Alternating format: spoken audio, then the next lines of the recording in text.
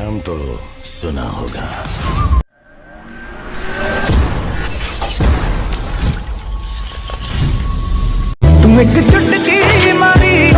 ये video part 2 है। First part में हम लोग हीटर का जो मेन डेल्टा कनेक्शन के ऊपर बात किए थे अभी, और उसको कॉन्टेक्टर के ऊपर बात किए थे। अभी कॉन्टेक्टर कॉइल के ऊपर बात करें, क्योंकि जो मेन पावर सप्लाई तो दे दिए थे, तो अब चलाने के लिए उसको हमें कंट्रोल पावर भी देना पड़ेगा, जो डीडीसी, बीएमएस या थर्मोस्टेट से दे सकते हैं। तो उसके लिए वायरिंग जो आप येलो कलर का देख रहे हैं वो कैसे कैसे है, उसके ऊपर छोटा मोटा आपको मोटा मोटी यानी एक्सप्लेन कर देते हैं। ठीक है, तो सबसे पहले हम लोग जाएंगे इसको समझने के लिए इसके ऊपर, ट्रांसफार्मर के पास। ठीक है, ये ट्रांसफार्मर जो जामिल यूज़ करता है वो आपका 220 से 24 आउटपुट है। वो इनपुट 220 है और जो उसका आउटपुट है वो 24 है। ये मॉडल के हिसाब से आपका जो ये कैपेसिटी अप डाउन होता रहेगा। इसमें जो जामिल जो यूज़ किया है 40 VA का ट्रांसफार्मर यूज़ किया है, वो मेंशन है यहाँ पर लिखा हुआ। ठीक है, जो हीटर का कैपेसिटी आपका एम्पेयर बढ़ेगा वो भी वो बढ़ेगा, और इसमें डिटेल भी पूरा लिखा हुआ है। तो या किलोवाट को आपको देख लेना होगा। हीटर का जो वोल्टेज है 380 है, 3 फेस है। ठीक है, टोटल जो इसका किलोवाट है वो 18 है, तो जाहिर है किलोवाट बढ़ेगा तो आपका ये बढ़ेगा, और एम्प्स भी, और जो एम्पेयर है वो 27.3 है। ठीक है, ओके। अब हम लोग इसके ऊपर जाते हैं। तो इसमें से ये आपका ये इनपुट है और ये आउटपुट है। इनपुट 220 है और आउटपुट आपका 24 है। तो इनपुट में पावर जब आ गया तो इसमें से जो वायर निकाल रहा है वो 6 नंबर, 11 नंबर, 12 नंबर। तो जो मेन हमारा काम का है 6 और 11, बाकी भी है, लेकिन जो कंट्रोल के लिए वो ये अहम है। 9 नंबर जो है, 9 नंबर को सीधा ले आके वो कंप्रेसर कॉन्टेक्टर के कोयल में लगाया। ये देखिए 9 नंबर, अगर आप गौर करेंगे तो ये वाला, ये नहीं, ये दूसरा, ये इसके लिए रन स्टार्टर्स के लिए 9 नंबर दिख रहा है। ठीक है, ये 9 नंबर।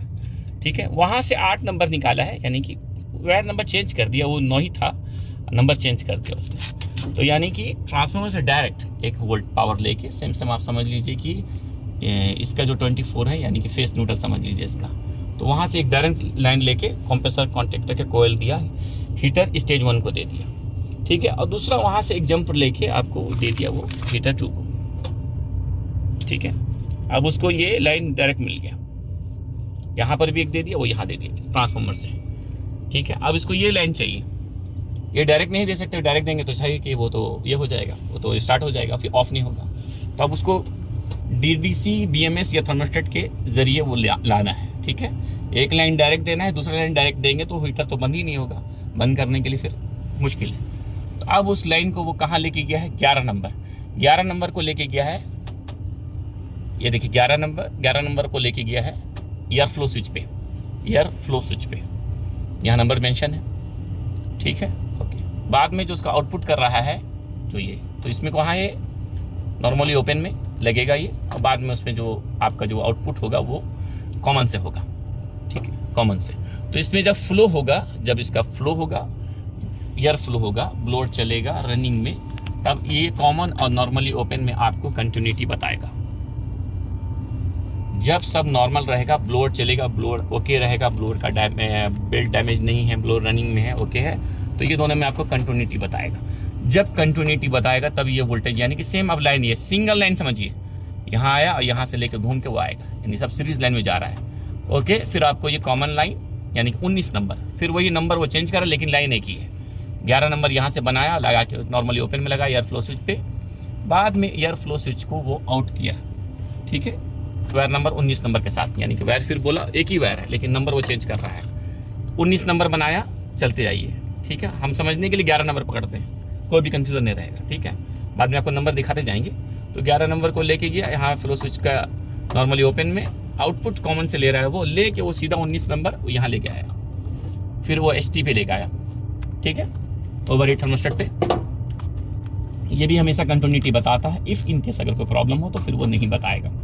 ठीक है, तो कंटिन्यूटी बता 19 नंबर पे लेके आया, और फिर वो आउटपुट 18 नंबर किया, यानी कि फिर वही है सेम लाइन।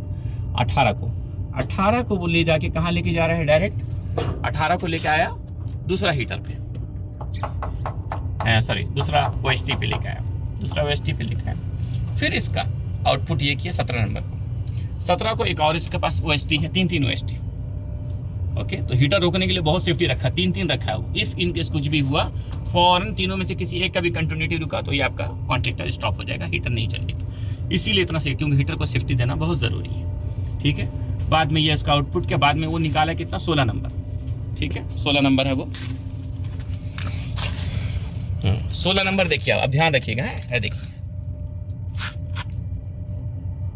16 नंबर है ना, तो यानी कि ट्रांसफार्मर से जो 11 नंबर निकला पूरा वो 11 ही नंबर है, लेकिन नंबर वो चेंज कर रहा है, इन आउट करता है तो नंबर चेंज करता, तो पूरा 11 ही नंबर है। तो वो क्या 16 नंबर इसको बनाया, अब पूरा ला के वो 16 नंबर कॉमन में डाल दिया। ओके, ये हो गया। अब आपका रहा यहाँ पर, ओके, ये आपका 1 और 2, 1 यानी हीटर स्टेज 1 और 2 यानी हीटर स्टेज 2 हुआ। बाद में आपका यहाँ ये 15, ये 14 नंबर है, 14 और 15 ये 2 हो गया। 14 को लेके कहाँ गया वो, यहाँ लगाया देखिए, और 15 को वो यहाँ लगा दिया। अब उसको क्या चाहिए, जो ट्रांसफॉर्मर से 11 नंबर जो है, जो बताया जो आ रहा था वो, यही वो घूम के सेम सीरीज हो जाएगा। सेम ऑन ऑफ स्विच है वो, ऑन ऑफ स्विच जो लाइट वाला स्विच है, यही वाला वोल्टेज का अगर आप यहाँ पर इसको यहाँ पर लगा टच कर देंगे, वो स्टार्ट हो जाएगा डायरेक्ट। लेकिन वो DDC BMS के ज़रिए वो आना चाहिए, नहीं जब हम टेम्परेचर जब हमारा रीच हो जाए तो वो नॉर्मली ओपन हो जाना चाहिए। टेम्परेचर जब हमको ज़रूरत है तो फिर क्लोज हो जाना चाहिए, तो क्लोज हो जाएगा तो इसको वो पावर जब बाईपास कर देगा तो वो स्टार्ट हो जाएगा। सेम यही है, तो वो जाएगा तो वहाँ पर जो DDC BMS है थर्मोस्टेट में वो सेम जो स्विच रहता है वो NO NC रहता है। तो जब हमें डिमांड देना है तब वो NC हो जाएगा, जब हमारा टारगेट रीच हो जाएगा, टेम्परेचर रीच हो जाएगा तो NO हो जाएगा। जब NO होगा तो फिर नहीं चलना चाहिए। और इसको जब मैन्युअली चेक करना है, इफ़ इन केस हमारा DDC BMS रेडी नहीं है और हमको टेस्टिंग के लिए, तो इससे ये है बिल्कुल C और स्टेज 1 में जंपर। भाई मैं जंपर की जब भी बात कर रहा हूँ टेस्टिंग के लिए बात कर रहा हूँ, और हीटर में तो बिल्कुल भी सिर्फ वो टेस्ट करने के लिए कि आपको जंपर डाल के यहाँ से आप यहाँ से C1 और C2 को जंपर डालेंगे, टेस्टिंग के लिए चालू हो जाएगा। ये बिल्कुल सिंपल ऐसी वायरिंग है इसकी। ओके, तो ये आपका रन इंडिकेशन के लिए है, उसमें दिया हुआ 3 आपका 2, 20 और 1 है। ये आपका स्टेज 2 और ये कॉमन, और ये ट्रिप इंडिकेशन के लिए आपका ये दिया हुआ। तो ये सिंपल सा वायरिंग था इसका। Please subscribe my channel, like share, और कोई सवाल है तो आप कमेंट्स कर सकते हैं।